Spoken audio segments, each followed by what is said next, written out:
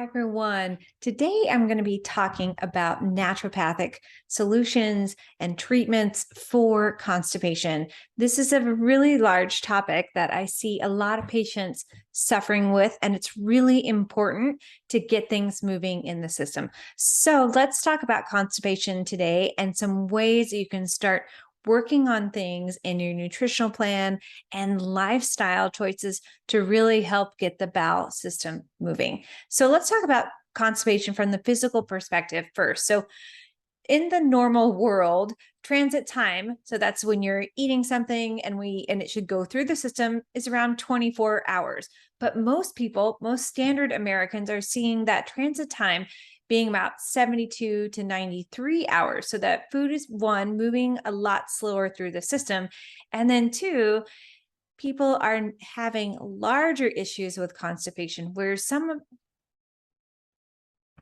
and number two, people having much larger issues with constipation, where they're seeing a lack of bowel movement for several days, even only one time a week. And this is a real large sign that your system is not functioning well. When that stool lives in the system for a larger amount of time, it creates toxicity because when we have a bowel movement, it is part of the way that our body eliminates those toxins. That is the kind of like the ins and outs of constipation. Now, there's lots of other pieces that go to that and other things that can be tied to it. I'm going to talk about other specifics, but risk factors in relationship to constipation and other diseases or other health issues that might be tied to it. Now, one important thing is you really want to look at your poop in the toilet. So when was the last time that you did that? So you want to look for a couple of things. One, how often are you going to the bathroom, having a bowel movement, and really even keeping a poop journal about that if you're having a lot of issues. So you want to look and see, are you having blobs, hard like rocks in the toilet? Are you having like sausage shape, which is more normal? Are you having a soft serve like ice cream style, or really liquid like diarrhea? So there's lots of pieces along with that. And a lot of people who have the IBS constipation and diarrhea scenario will have constipation for several days, and then their body will have this great large bowel movement, and then it moves into diarrhea. So you really want to be keeping track of that so you can talk to that with myself or your health practitioner. Now, another interesting fact is that women versus men, so every 3 women for every 1 male scenario have constipation, which I find very interesting. And as women, I think we're moving through this certain phase of time where we're really have been suppressed about expressing ourselves, not feeling confident about expressing our true feelings, showing a false idealization, or really showing a false image for who we are, wanting to be people pleasers. And that's really holding in. That's the emotional component. I'm going to talk a little bit more about that as well. So, as far as risk factors, so low fiber is a huge piece. Really looking at your fiber intake, seeing what that fiber is. And I'm going to be talking about the different types of fiber and how you can start introducing those more into your life. Now, having a diet high in animal fats is a sure way to increase constipation. Having a lot of high processed foods, lack of exercise, really getting the bowel movements moving, getting the digestive system moving, increasing circulation, having a lack of really live, vital water, insufficient chewing. So eating so fast through your meals that nothing is able to break down. Your body has a much harder time of processing those foods. And opioids, pain medication, that's a huge component to constipation because it slows everything down. It flows the transit time in the system down. And lots of people with pain medications, even when seeing with NSAID use, will have a slower transit time. Food sensitivities, and this is especially in children who, if you're having a child with constipation issues, you want to really work on some bowel retraining and look at food sensitivities like gluten, dairy, corn, etc., to really see if those are affecting your child or your pregnancy. So pregnancy, as the fetus grows within the womb, that starts to press on all the different types of organs, and constipation is very common. Laxative abuse. So getting into the pattern of using laxatives as a way to have a bowel movement is a really false sense of awareness for the body, right? It's anytime we give the body a false signal, then the body says, I don't need to do that anymore because you're taking something to help do that. So it'll focus this energy in another piece. Using, and I'll talk about how you can use laxatives in a healthy way to retrain the system, but using laxative abuse, that's either whether you're using it daily for a long period of time or you're using it several times a day. And taking antacids and taking antidepressants, this can also lead to constipation. It slows the system down. And hypothyroidism. This is a huge piece. I see a lot of patients with hypothyroid and Hashimoto's, autoimmune Hashimoto's, that will have issues with constipation. Everything's just slowed down in the system, right? The thyroid is part of our metabolism. So when everything slows down, we're going to see issues with constipation. So those are a lot of the risk factors. And you want to look at those things or those different factors in your life. If you're suffering from constipation or you're listening, you have a friend, make sure you share this. But where are you having the difficulty in your particular life? Is it from food? Is it from a lifestyle component? Is it a combination of all of it together? How can you jumpstart your system? So let's talk about the aspects of treatment. I'm going to go through, first of all, how to make a really good routine, and then some of those specific treatments. Number one, you want to really make a good morning routine and to retrain the bowel system.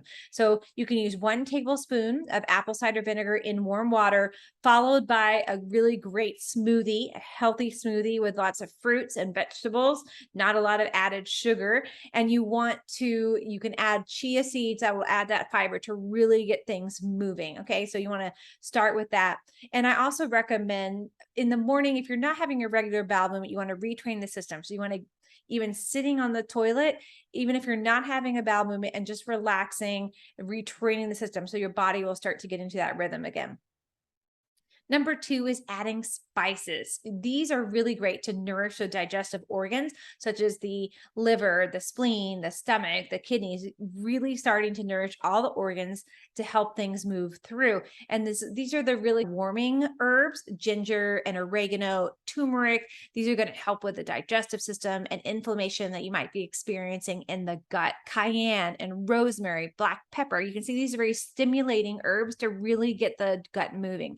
Cumin, cloves, and coriander. As we're moving into the fall, this is a great time to start making some of these soups and getting these things into your nice warm vegetable soups. Number 3 is really some type of yoga practice. A yin yoga is great, or a breathing yoga practice. You really want to have something that moves the organs. So whether that you're doing some type of daily massage in your organ practice or in your daily exercise routine, having that daily exercise and abdominal massage is very important. Number 4 is increasing fiber intake. So this is key, and you not using grains and gluten as the fiber. These are really toxic for the digestive system and then can cause inflammation and dysbiosis. So we want to use fruits and vegetables instead as our fiber source. So cauliflower, broccoli, Brussels sprouts, chia seeds, berries, avocado, flax seeds, all bringing these things in through your diet several times a day through your nutritional plan, through breakfast, through lunch, through dinner. So in your poop log, you can keep track of these things. You're like, okay, great. I had some steamed broccoli with my meal last night, and I had a much better bowel movement in the morning. You want to keep track. And when I talked about this, what was going in the toilet earlier, that's called a Bristol scale. And you can look that up online. And that's a really great way to be able to see and keep a log, like, okay, one day I had liquid diarrhea. The next day I had constipation and my stool was very hard like rock. So that way you're getting into the rhythm and knowing, okay, I had a lot of water and I had more chia seeds in this day and had a better bowel movement. So you can start to see if things are really working. Number 5 is the emotional component. So when it comes to constipation, we really want to look at what are we holding in. The digestive system is all that third chakra. It's our power center. It's related to how we express ourselves in the world, how we obtain our power, how we give our power to others, trauma, how we worry about things, about fear, all of the organs in the digestive system. So you really want to look at how you're expressing yourself, how you're letting go. Do you have a lot of things like really pent up in the system? This is going to hold things in really tightly. So you want to look at that.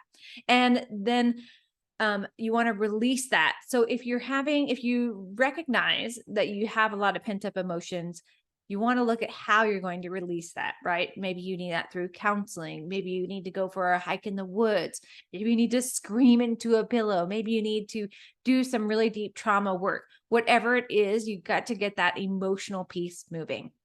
And the expression, that letting go. And I like to use this practice a lot with patients, is make a list of the things that you want to let go in your life to really help getting that constipation piece to let go and release. Number 6 is all about probiotics and prebiotics. These help to fertilize the gut. And when we have constipation, there's dysbiosis in the gut, not only because of the lack of good bacteria, but we have an overgrowth of bad bacteria.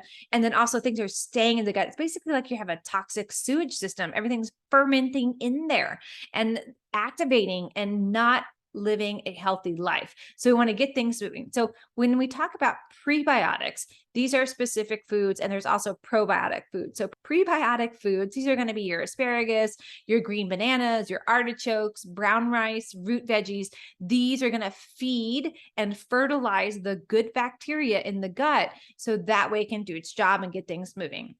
Probiotics, these are fermented veggies, and adding a tablespoon at least for 2 meals a day to really start to get that good population in the gut moving and going. You can also take a probiotic, but check in with your natural practitioner, myself, to know which one is right for you and what strength, because there's lots of different varieties of bacteria or probiotics, and as well as strengths.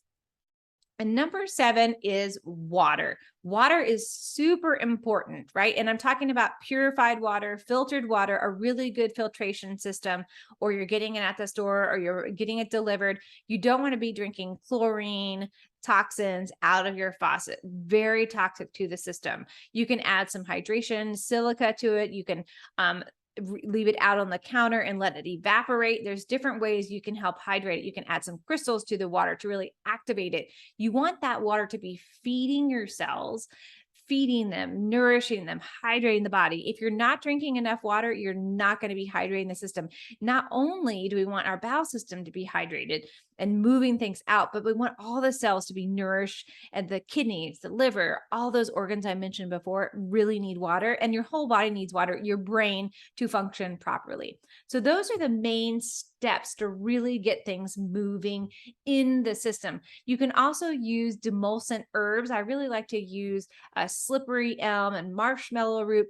These are mucilaginous herbs. They're going to really help to get the system moving, soften the mucosal membranes, and really help to hydrate those. You can also add psyllium husk into smoothies, like I mentioned before with the chia seeds. This is another really great one to start adding into your smoothies to get things moving. Or you can take psyllium husk in water by itself in the morning as well. You can take bitters as a herbal formula. There's a different, usually combinations of herbs that are called bitters. This can be taken before each meal to get things stimulating in the mouth and through the digestive system, to activate the digestive system, to help the digestive process. This is a really important one. You can also use castor oil packs. I love castor oil packs. These are really easy to use. If you're looking for some information on that, just message me on Instagram. It's a great way to connect with me, or on YouTube for the handout, and I can share that with you. Now, castor oil packs, what they use it's a heating pad over the top of castor oil that you're going to put onto your abdomen. What these do is it helps to increase the bowel system by, number 1, decreasing inflammation. Hands down, one of my favorite things to use when you really have a slow bowel system. So this is a great one that you can use. So those are a great resources for you for really starting the system moving and working again. Now, from the lab piece, make sure that you're checking in with your health practitioner or myself about doing a GI gut panel to investigate whether there is some dysbiosis going on or leaky gut. This is important. And if you already have Hashimoto's or a thyroid problem, you want to make sure that you're ruling out any celiac disease component. So that's important too. So remember, it's all about treating the body holistically. We want to look at every aspect, from the physical component, the emotional component, like I mentioned, and all the pieces from the nutritional perspective. So I really hope that this helped you today to start to get things moving. And I look forward to connecting with you next week.